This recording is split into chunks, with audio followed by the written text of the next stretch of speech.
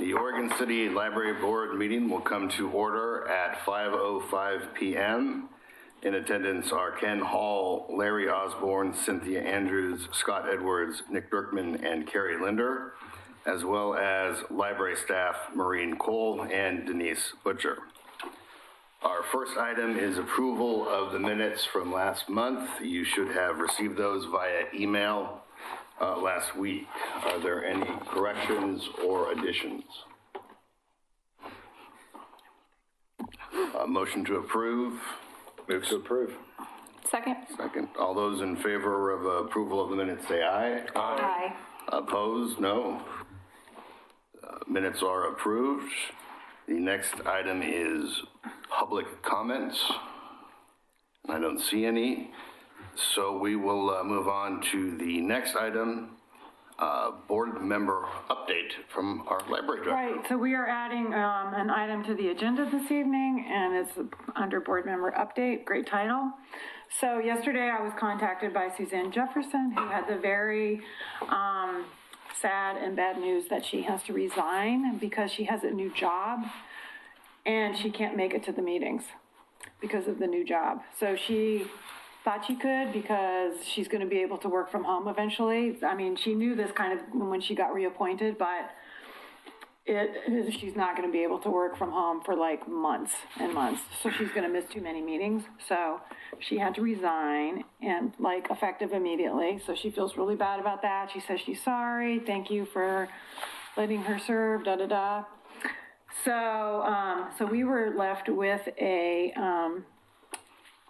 position open, and as you will recall, she was in the out-of-city position, which we had a really hard time filling previously when DA Hildebrand stepped away from that, and Suzanne had stepped in for a few months and then got reappointed.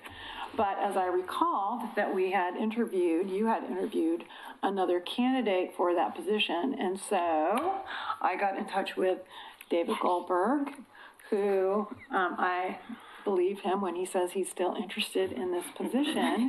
So, David, do you just want to come up front and reintroduce yourself and say hi? And hello again. I think I recognize every face here. Yeah.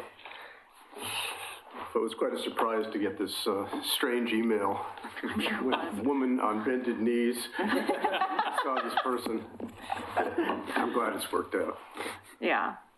So, David was kind enough to come meet me after the interview process, because remember, I was out for a funeral and other things going on, and I just thought that was also very, very nice of you to do. And I was like, well, this is a nice person. I heard really good things about him. I'm sure that the board would love to have him step into this empty position. So, it is my recommendation that you give that about 10 seconds of thought and move that we ask the mayor to approve the appointment of David Goldberg into the out-of-city position recently vacated by Suzanne Jefferson. Mm-hmm. So move. Second. All right, all those in favor, say aye. Aye. All those opposed, say no. All right. Great.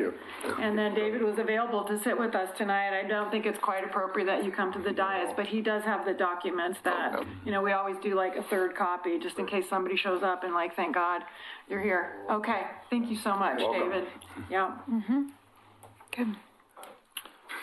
All right. I hope we just don't bore him so much he leaves. Well, maybe that was Suzanne's real reason. We'll find out. All right, the next item we're going to skip. Well, I just wanted to, very briefly, under the introduction of the new library director, Greg Williams, I just wanted to make sure that you all knew that Greg was selected as our candidate, and he and I have already started doing the transfer of information, the brain dump.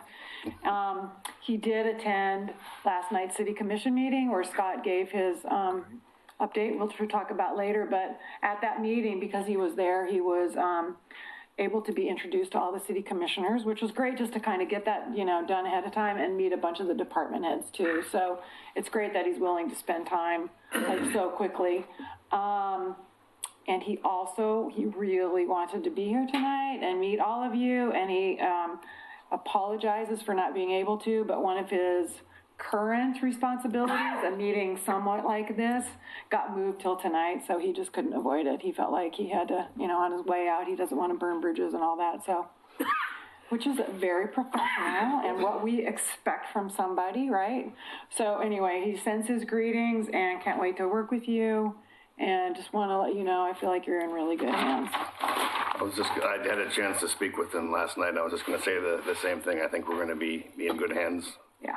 So, all right, we'll move on to item 5, my favorite part, the library director's report. Well, the actual report is pretty brief this month. I've got a little update in there about the building. We did receive some signs that we've been waiting for, including the historic designation sign, which looks really nice on the front of the building, I think. And then some other signage. And signage is kind of an ongoing thing. You're always kind of tweaking it just a little bit to get it right, or you add a collection or whatever. And yeah, so we really love the company we work with. And then, the new director, that's like really the big news. Coming up, the big news with the event is February is the month for the One City, One Book that Gina's been working on for months.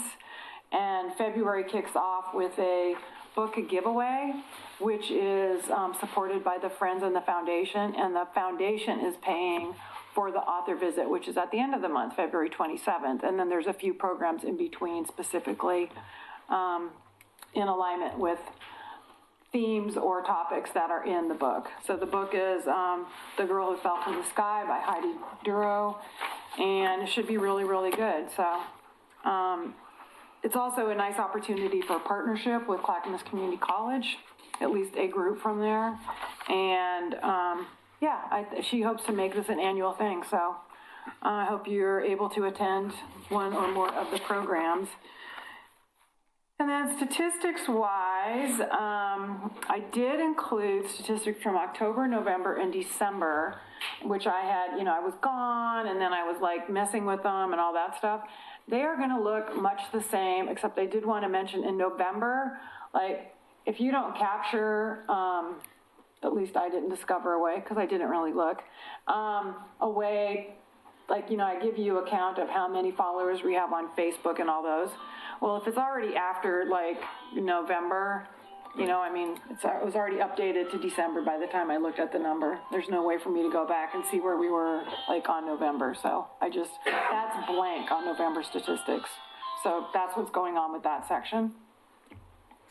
And then as far as the door count, so what happened is, one of the other libraries, we compile some statistics, and they started asking me about the door count seemed really high. And we started looking into it, and we used to have one-way door counts only. So you could just use that entire number. And we had all assumed that that's what we still had. Now we had an extra door, but we assumed that it was still one-way, not two-way. Well, so it looks like 2 of the doors are two-way and 1 of the doors is one-way. But then when I go back and look at what, splitting one of those, 2 of those numbers in half and then adding it all together, it still doesn't look right. So I made an executive decision, and as retired people will do, that I'm passing this along to Greg. And he is really good at statistics, and he is really good at technology, and I think they will be able to figure it out. And in the meantime, I just added the numbers as what I've always been doing, so that at least we have a record of comparing ourselves to ourselves. You know what I mean? So maybe it's too high of a number, but at least I know that this month compares to last month, and then this year, last year. It's the same number that I'm looking at, the same, compilation of figures, right? Yep. So that's what's going on. We have to kind of figure out okay, what really should the real figure be, and then go back a few, as far as we can and figure it out. I'm not sure we're going to be able to go back 3 years and figure that out, since we first started in the building, because Some of that information might be able to be retrieved, but I haven't been tracking like every single little, I've just been getting the big number. So, maybe Greg can do magic, and I am so excited to have him do his magic, but for now, you are stuck with what I'm presenting to you, and I hope it's okay. And that's my statistics story. Does that answer your question, Nick? Yes. Okay. Otherwise, we look really good. We made like so much money in December. For half-off fines. But I mean, even compared to this time last year, we made like over $3,000 more. It's October, November. No, $2,000 more. I'm sorry, because it was $78.91 this year, and last year at this time it was $57.96. So, Yeah. I mean, that's a lot more money. And I don't know exactly why that would be, but Are people interested in paying off their fines? yeah. I sort of looked at year to year just to see, because I only looked at December's because I just assumed that I wanted to focus sort of on year to year, and all of our numbers are up from what I can tell, at least generalizing, all the significant numbers and that was really encouraging. And that it wasn't like a small amount, it was like more like 8 to 10%. Yeah, I mean, our circulation looks really good. I mean, we are hopping. Even if our door count is off, we are busy there. So. Any more comments on the library director's report or questions? Oh, and it's my last month. Thank you guys. Bye.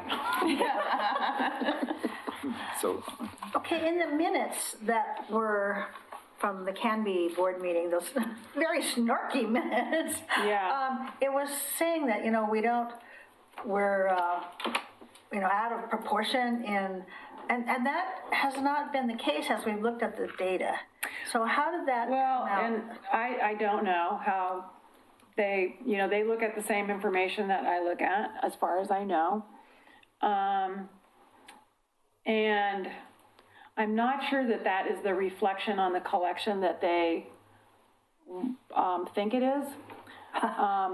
Because according to Greg, who you will hear from in the future, who used to run Link, and so is very, very familiar with the formulas that get set up to send books out to fill requests, hold requests. It isn't a direct one-to-one relationship with like who has the book and who needs the book, et cetera. It has a lot to do with couriers and routes and what's easiest. So,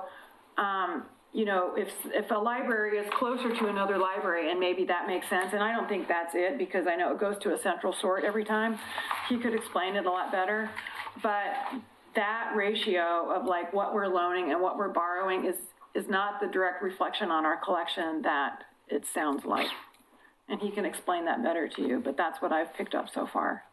So I think overall, much of what they are interpreting from our statistics is, I would disagree with.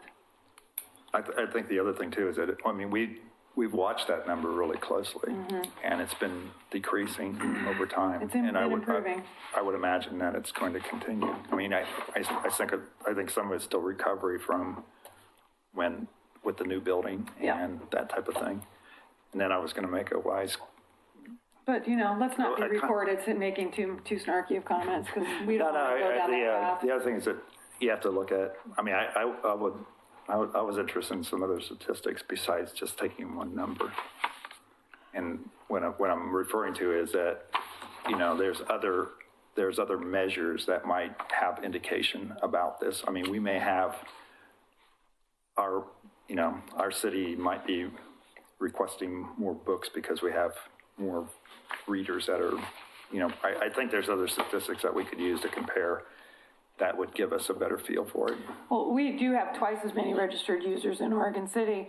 And the thing is that they may use the Canby Library. That's hard to know because they may have registered with us originally as their home library, for instance. You know what I mean? Right. On the other hand, It's like typically like where you pick things up, holds and stuff, that tends to be your home library. Right. So, there's lots of ways that you can interpret pieces of information because of course there's the information that goes into creating those statistics, right? As we Correct. all know from statistics can be, moved around to say what you want them to say, but I think our collections certainly need to be bigger and they are growing slowly over time, but we also get a lot of use. So some of them are coming out at the same time as some of them are coming in, because they get manhandled, and a lot of usage. So that's great. So, that still needs to grow, but it's growing and I think we're in pretty good shape. All right, let's move on. Are you done with the report? Yep. All right, we'll move on to item 6, review of behavior policy. All righty. So I know you guys have looked at this a lot. But, the policies are there to support staff and their functions as they work through the day. And, not every time we have an incident, but lots of times when something comes up, we'll look towards the behavior policy to help guide us. And then when we don't find the guidance that we really need or whatever, then it's like, okay, this needs to change just a little bit, and I think that's just going to keep happening as we get more experienced in dealing with issues that require exclusions or something like that. So don't be surprised if this doesn't just come back to you in a couple more months, from further discussion by staff.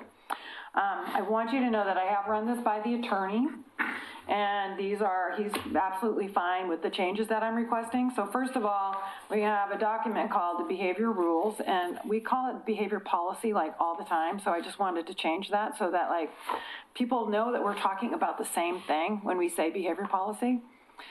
And then the next change would be in the second paragraph, and I wanted to add a sentence that says, engaging in more than one of the behaviors listed in rules 1 through 16 or directing behavior towards a child under 18 may be cause for immediate exclusion. And this is there because we specifically had something happen that was directed towards a teenager that was very, very upsetting.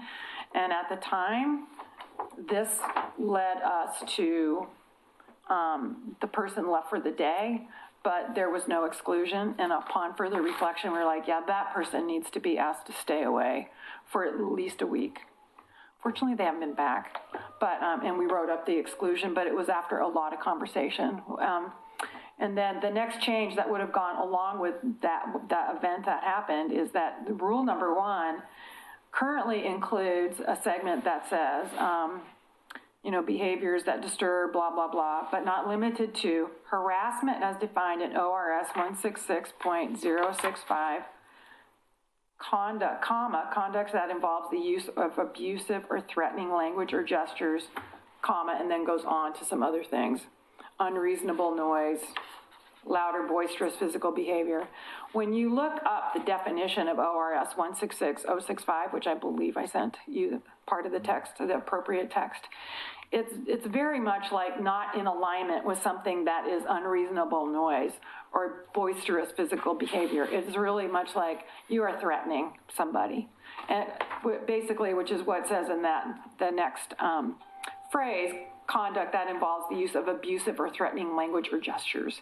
It's basically along those lines. And it's that is, in our minds, more severe than being boisterous in the library. I mean, it's just not even on the same plane as being boisterous in the library. And it is something that could potentially require an exclusion. In this case, it would have, because it was directed at a teenager and it included sexual language. And it was very threatening. And so I just felt like this didn't give us the guidance we needed, and I'm proposing that, we make the change in Chapter 2, we remove this language from number 1, and then we add that language down under a new number 18, under the section that says persons who violate rules 17 through 22 will be immediately excluded. And it doesn't mean we absolutely have to, but it gives us that, ability to. And I mean, if we want to be consistent, which we do, we probably would, but I mean, it can be as short as a week.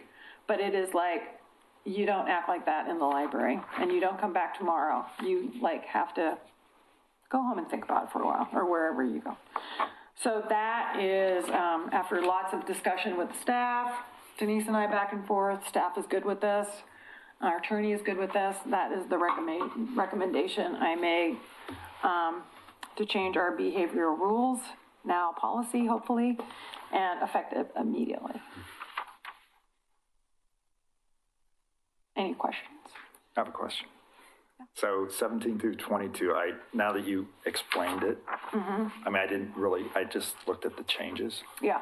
So is 17 and 22 important enough that we should move those in the front? Oh, well, I mean, I don't know, understand. you know, yeah, I know what you're saying. It's kind of like, we start from like less severe to severe, Yeah, is how this is like set up. yeah. We're eternal optimists at the library. I mean, it's fine. It's fine. I was trying, when it was split out and moved down to 18, I didn't realize that, I didn't read that part that said 17 to 22, and I was like, that seems really important. Well, it does. You should So be at the top. the description of like the stuff through 17 or 22, you know, I try to put in bold so that it gets people's attention. Right. But, yeah, I don't know. I mean, it's fine. It's just, Any other comments, questions? Is there a motion? Can I ask a question? Just, Sure. is it 17 to 22 or 23? Oh, 23, I'm sorry. Yes, and so I will make that change. Thank you very much. See, we need copy editors like all the time. Good catch, David. You're hired.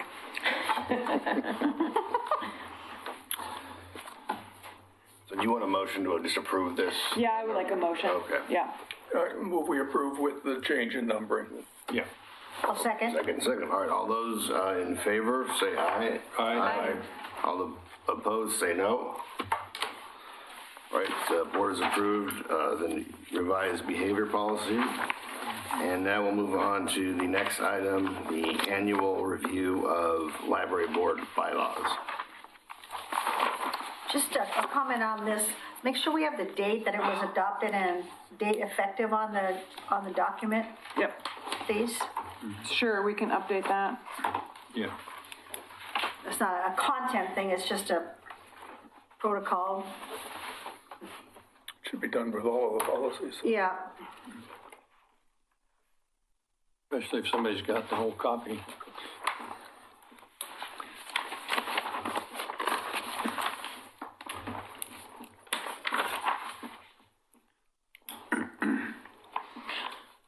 So I believe I also sent you out the figures for the current population, right? Yes. So, which the in-city is 35,000 something, and then the out-of-city is 24. So, Almost 25, yeah. yeah, almost 25. So the way I do math, and you know, there's a reason I'm a librarian. It looks like what would be kind of the perfect split would be 4 in-city, 3 out-of-city, right? I mean, at this point in time, and I don't know that the out-of-city is going to go down.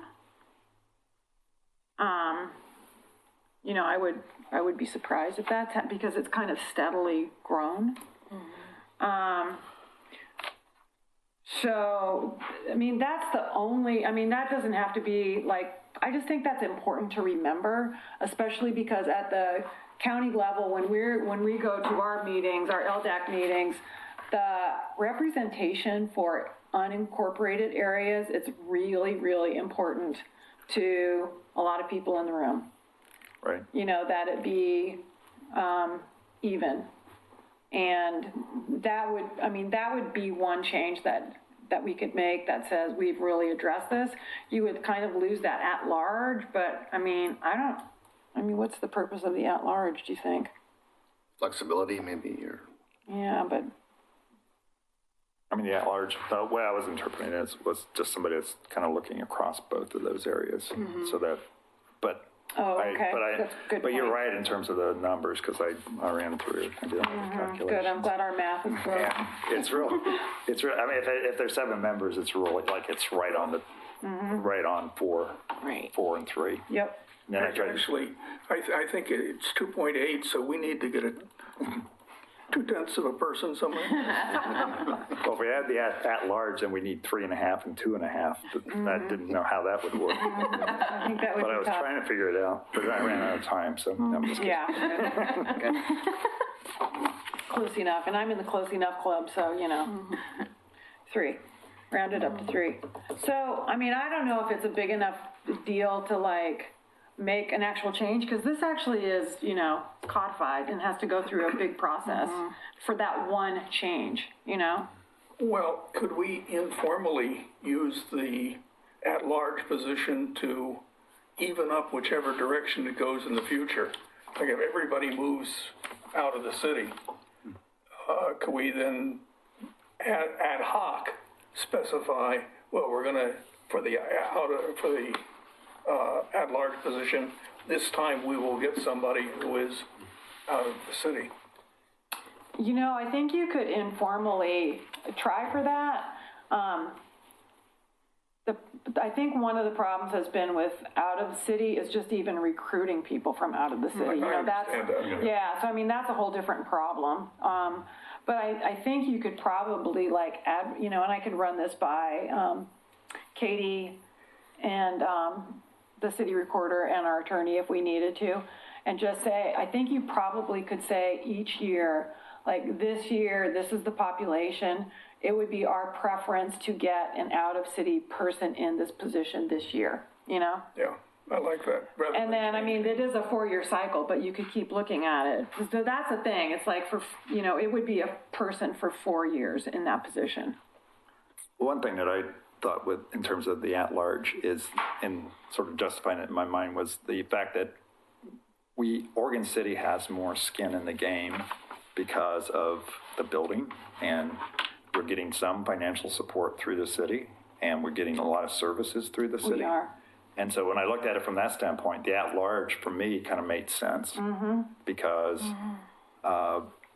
it's for the not to minimize or reduce the the focus on the out of city, but it, from a sort of responsibility standpoint, it made sense to me. And I mean, I think as long as we're as a group focused on the fact that we want to improve services to out of city as much as we Well, can. yeah, and I mean, that's clearly in our strategic plan. Right, so, exactly. Yeah. So, I mean, I thought what we have now is, I mean, I could justify it Yeah. through that concept. And the thing is, it like I said, we have more I mean, the in-city has more responsibility. So, I would, It's a very good point. and the recruitment thing, like you were saying. I would, having lived where I used to live in Beaver Creek, our kids went to Malala High School, but we're in the Oregon system, in the district for the library for Oregon City. They went to Malala. If you're commuting to Malala to pick up your kids or something like that, Malala has a library. You might get a card at Malala, and that could be the same for Canby or, other places where people find it easier to go if you're on the edge, Certainly, yeah, to go to these other places to do their library right. work. So, Well, I'm certain that's how it works for a lot of people. They make that decision. But in the funding mechanism, geographically, they're assigned to one service area or another. I mean, this is the entire Canby argument. And that is a topic that deserves a lot of discussion and will happen in the big task force conversations, because of course how those service areas are divided up should be, there should be very good criteria for it. It should be very transparent, and everybody should know what those decisions are based on, which is not currently how it is. It was made a long time ago, 15 years ago. It was not well documented, and we don't really know how it was decided. So that's all up for great discussion, I think. But as far as what representation, you know, we have on this board, what's so interesting is that this has existed for a very long time, that unincorporated people have been represented on this board. So, I mean, I think we have served some portion of unincorporated for a very long time. And, I mean, we can, you know, maybe in light of the fact that there are going to be those conversations, you leave it this way for now for sure, and then you just play with it annually as you need to, or adjust, or even wait, see what happens with the big task force conversation.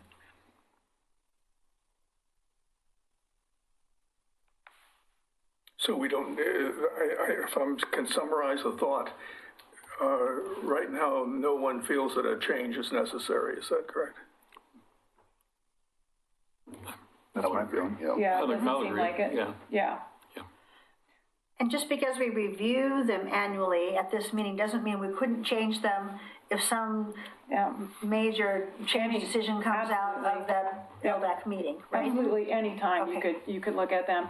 This is just to be like, you know, I put it on that list of things that you do annually, just to be sure that things are regularly reviewed and people like know that they have bylaws and there's like this legal standing for this board and all that, just, you know.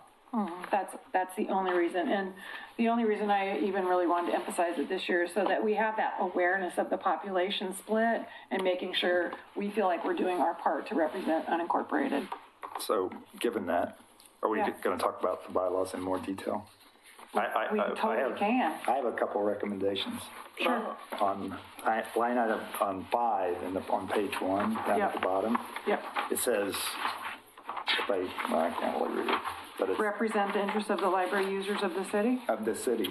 Yeah, We should so right say there. of the library, Oregon City Library District Service Area, or whatever you want to say there, but Yep. I think that would emphasize what we're trying to do. And then on the next item, I think it's the same thing. By city residents? Yes. Yep. Good. I can tell I haven't looked at it in a while. Okay. So there's that. What else do I have? Oh, gosh. Let's see.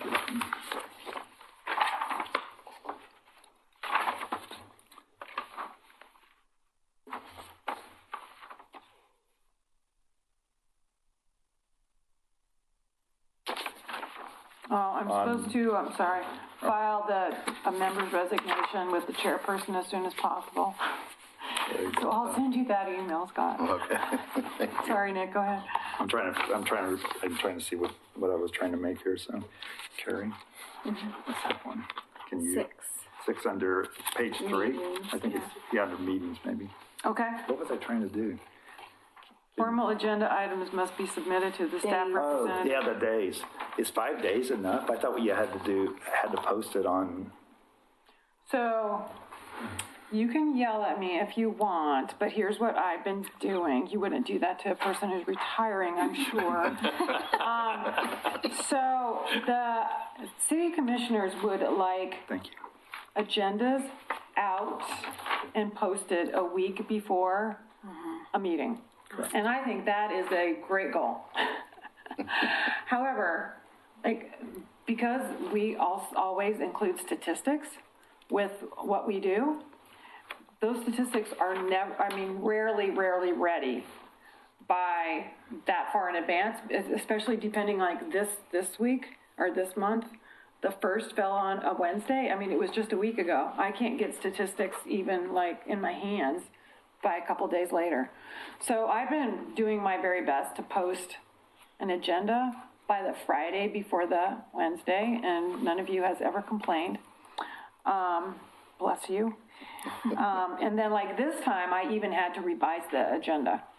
And I could start posting an agenda earlier and then always follow up with a revised agenda. That's what it would require because that's just the way the statistics come in. They take a while to gather for the previous month from people. So, When I looked at I don't know how important this is, but since I knew the goal was to have it a week in advance. yeah. It's like doesn't compute. No. So I thought maybe it should be 10 days or something like that, or this number. Well, since I'm usually only getting it out 5 days, no more than 5 days in advance anyway, if somebody would contact me and want something on the agenda. You know, it doesn't give us much time for like running it by the chairperson or Absolutely. anything, but that's always been very, very tight because of like, you know, having the meeting on the second Wednesday of the month. So would it make sense to change this 5 days to 10 days? I'm fine with whatever. I'm leaving, okay. That's important. It is, isn't it? We're reminded Just again. That was my last comment on the bylaws. I should just be fucking. So, Well, do you guys want to change that so that it says formal agenda items must be submitted to the staff representative 10 working days prior to the meeting date? Under the circumstances, it doesn't seem to make any difference. Isn't that the essence of what you just said? Yeah, it's and I would just raise one other point is like, there could be agenda items that come up from outside. Sure. That they could look at this and they'll go, well, I'm within 5 days or whatever, you know? But like, I feel like we're flexible enough to roll with that and add as appropriate, you know? I would think it's agree. okay. I think 5 days is okay. Okay. I agree. so were there any other comments on the bylaws? Nick, are you sure you don't have any other edits that I just didn't shut you down by telling No, you didn't. once I feel again I'm really bad retiring? then, And I'm so sorry for that. If we're gonna get picky, on number 3, item 1, there should be a comma after library director. Sorry, you asked. Oh, yeah. Oh, yes. That's horrible. I mentioned that last year. Did you? Yeah, I And I did. completely ignored you. So reading the bylaws, it sounds like we need a motion. We do, we need a motion to recommend to the city commission that we would change of the city to users of the library On district. those 2 items. On the 5 and 6. The city commission will have to approve that. So Yep. is there a motion to Move to recommend that? approve. Is there a second? Second. Second, oh, All those in favor say aye. Aye. Aye. All those opposed say no. All right, the board has Okay. moved to send a recommendation to the city commission. At least they tell us really clearly how they want us to deal with that and Yes. changes, right? All right, we will move on to item 8, which are elections. So tonight, we elect a chair and a vice chair. These positions are a 1-year term. The position of chairperson presides over the library board meetings and is responsible for identification of subcommittees, seeing that the board vacancies are filled, and overseeing the business of the board.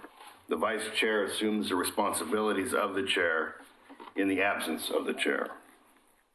Per our bylaws, the elections are by nomination and then a voice vote process. So we will start with the position of chairperson. Do we have any nominations? I nominate you, Scott. yeah, Scott Edwards, You did such a fine job tonight of filling that open position. I'm so impressed that there's no doubt in my mind. Are there any further nominations? If not, nominations are closed.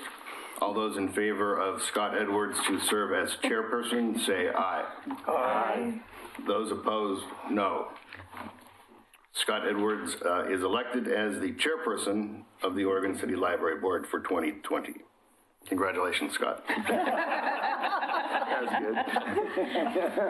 good. Nominations for the position of vice chair are now in order. Do we have any nominations?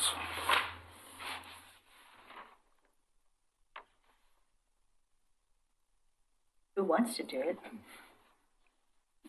It's not Everybody looks rough. down. Yeah. I don't plan on being on vacation. Probably won't happen. Vacation. And the current vice chair who's our current? Larry. Yeah, I'll do it again if necessary. thank you, Larry. I nominate Larry. I second. Okay. Are there any other nominations? If not, nominations are closed. All those in favor of Larry Osborne to serve as vice chair, say aye. Aye. Those opposed, no. Larry Osborne is elected as the vice chair of the Oregon City Library Board for 2020. Congratulations. Thanks. All right, we'll move on to the next item. Legislation regarding definition of public library in Oregon. I can't remember if I mentioned this to you before, but the state library had proposed legislation which further defined what a public library is. And so that actually got enacted, and I just wanted you to be aware of it. It is, the state library shall establish minimum conditions that a public library must meet. And that includes financial support from public funds, regularly scheduled open hours, and then also it allows very small libraries, service populations of 2,000 or fewer residents, to be exempt from this, so that it doesn't really exclude areas that can't be open regularly scheduled hours. I'm not quite sure what the point is if you can't be open regularly scheduled hours. But there's a few libraries in the state that were wanting, state library dollars for like ready to read and stuff, and they were quasi libraries. And so they weren't really publicly funded. And so the state library, as my understanding, felt that it was important to further define this for clarification and let libraries know that there are expectations of minimum standards, which is kind of what this also is saying. So it's just a informational thing. Okay. I mean, we are way above and beyond minimum standards, so you don't have to worry about our library. All right. Any comments? All right, we'll move on to item 10, review of the annual library board report to city commissioners. So it happened. Yep. Scott did a great job. Oh, did you? Thank you. I mean, the mayor and the commissioners were there, and I just I did a little background and briefing on the library board itself, and then went over the items that Mo had sent out to all of us. And they're happy to hear it. Not really many questions, although there was one involving, from the mayor involving Canby. oh yeah, he brought it up because he works down in Canby, and so he was quite aware of what's going on, which was interesting. But Scott presented them with the positions that we have, and then the in-city, out-of-city population, just to remind them that we are not just a city operation. Right. Which was, I think, probably good. And then also the groups we worked, the neighborhood associations, when we worked with them, and also the Friends and the Foundation and LDAC. All that liaison stuff. Yeah. So it was good. He did a great job. Thank you.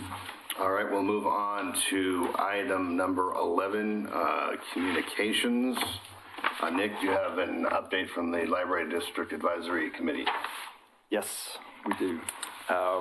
The Library District Advisory Committee is scheduled to meet on the 27th, but I'm not sure if that's going to happen because on the 24th, there is a Library District Task Force meeting. It'll be the first meeting of the task force. This is the big task force. Yeah. Okay. And so, and that's open to, it's open to anyone that's interested. So it's at 1:30, and I can't remember where it is. It's going to be on the Red Soils, but yeah, somebody place up there.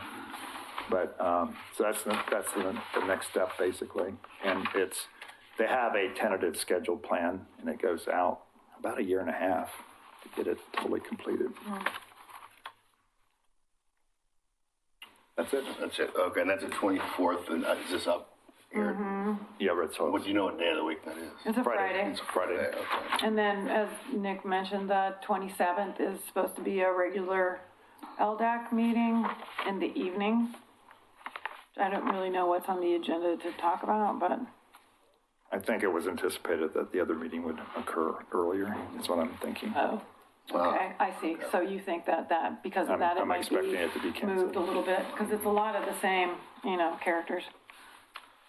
I have a meeting on the 24th, but I'm trying to find a replacement for me. Okay. And Tony will unfortunately be out of town, Oh, so it'll be us. But it's mostly history at this point, so, Well, that's what I need. yeah, and that's exactly what you need, and probably he could use it too, but anyway. Okay, Cynthia, do you have an update from the Library Foundation? We did not meet in December. Okay. We will be meeting, at our November meeting, we set up a planning session, a half-day Saturday planning session, which is the 25th of January, and all the board members will be there, and we will be looking at how to sustain the efforts around the Dolly Parton project, and what is the role of the foundation as the Dolly Parton project unfolds itself and grows, and then is there life after Dolly Parton?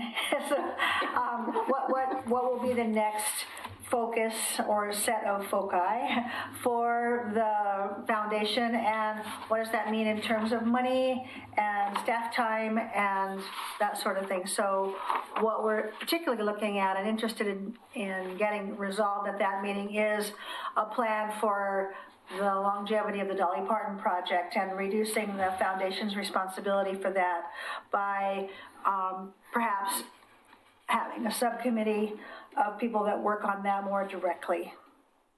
We want to make sure that we don't overload the library staff, but how do we oversee all of the details that the Dolly Parton project requires without burdening either the foundation, which is not really its operational role, or the library staff. So that will take some discussion. Ken, do you have an update from the Friends of the Library? Okay, the Friends didn't have a meeting in December, but they had a nice meeting today. They're doing very well at the new location. They, of course, have problems with space, and they talk about that. I was in the other day, and it didn't look very crowded to me, but there was they had lots of books.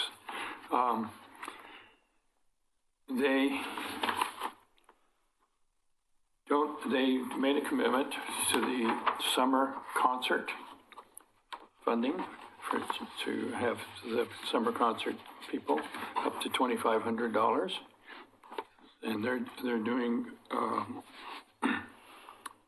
pretty well in that respect. They made a lot of money, or a lot higher than normal in after Christmas. They've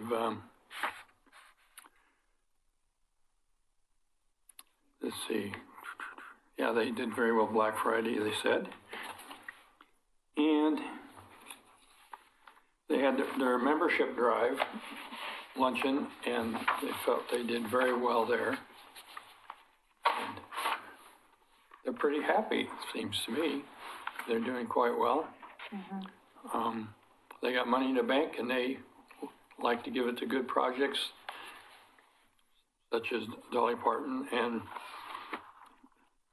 what was that other? So they're also, both the foundation and the Friends are supporting the One City, One Book Yes. project. The foundation is paying for the author to come, which is a $5,000 fee. And the Friends they supplied funds so that we could buy copies of the books to give away, because that's kind of one of those things that gets done in these community-wide reads. And I think the foundation might have committed a little bit to that too. Yeah.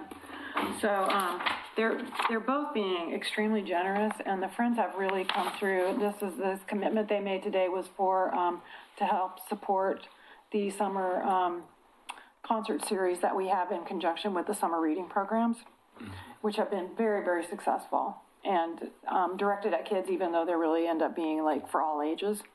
And if you haven't been to one, it's kind of inconvenient for working people who are out of town, sorry, because they're Wednesdays at 11? 11. 11. But it's a really nice, alternative for those people, or in addition for those people who maybe don't want to go to the city series that's like so very big out at the end of the Oregon Trail, because that gets a little zooey. And there's lots of room for kids to dance, and there's lots of dancing that happens. It's just pretty freaking adorable. And the Friends are doing a great job of supporting us. So they're really coming through on the funding. There's usually great postings on Facebook too. Yeah, Aaron does. Just gets great pictures up there on Facebook, yeah. And if you haven't been up to the used bookstore that the Friends run, I recommend getting up there.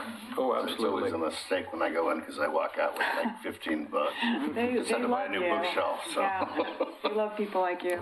Yeah, They're just so- doing great in that location. I think there's like just a little bit better visibility, a little bit better parking, and a little bit better foot traffic. And it just adds up to make a big difference, and less space to maintain and less space to pay for. So the library is coming out ahead in that, and it's just great. Everybody's very happy about it. And as always, thank you, Nick and Cynthia and Ken, for being our liaisons to these other organizations. I had a question about the Dolly Parton program, and I don't know. I heard that there was about 500 kids that have signed up for it. Oh, I have no idea what the current number is. Okay. Well, I was curious. Do you know, Cynthia? What's the question? How many kids have signed up? I don't know. I think we do know that, but I don't think I know Right. it today. Right. Yeah. It's just my mind. Numbers. But I was curious if we're meeting sort of the expectation. That's what I was wondering. But Well, we're kind of in a position of not wanting to exceed expectations on this one, because it could add up really, really quickly. Correct. You know, to like $30,000 a year. And so kind of going slowly into this is helpful. yeah. Yeah. Oh, we got trouble. But we had decided as a foundation and as with the library staff and Mo, that we would do what we call a soft rollout, so that we didn't overwhelm either the budget or staffing until we understood all the details. And I think that's still a really good idea. There's plenty of time to advertise it and push for it, but I think we do need some time, since we're not really clear on the roles that people are playing at this moment, that we don't overwhelm the project before it has a chance to get off the ground in a effectively managed way. Yep. So there's time to push it. Thank you. The next item is future agenda items. All right, well, I'm going to add an item here. As you know, Mo's retiring on the 31st, and this will sadly be her last library board meeting. Is there anyone who'd like to say a few words before I do? Well, all I have to say is Greg is going to have a tough act to follow. Oh, thanks. As a former library school director, Dean, I would say that Mo is exactly the sort of person we hope to turn out, and unfortunately seldom did. So you're one of the elite. I appreciate it. Thank you very much. That's very kind. Anyone else? I'm just so impressed with, I've been on the board now for 2 years, and just the progress that continues to be made after the building and that focus. And, it's continued on after that big accomplishment, and it hasn't slowed in it. And it's, I'm sure it reflects on both you and your staff. I'm very proud to be part of this board because of you all. Thanks. Thank you for all your hard work. It's been so good working with you. Thank you. You too. I'm one of the new kids on the block. This is the end of my first year in this service position, and I'm just really impressed about how we had the right person at the right time for all of that development of the building of the new library. And I just think that took an amazing skill set, and I'm so grateful that we had that skill set available to this community during that time. Thank you. I have one other thing to say. I was impressed with your staff at the library, how do I put it? They're friendly, but it's not fake. They really want to help the public. They really want to do their job, and it looks like they're happy to be there. And I think that shows that the management has done a good job. Thanks. That's a huge compliment. I know I speak for the board, both past and present, when I say thank you for all that you've done. And it has been great to work with you, and we are really, really going to miss you. And we do wish you the best in your retirement, though. So, best of luck. Thank you so much. I appreciate it. And you can thank my staff for everything. And anything else? Any unfinished or new business? Since there is no further business, the meeting is adjourned.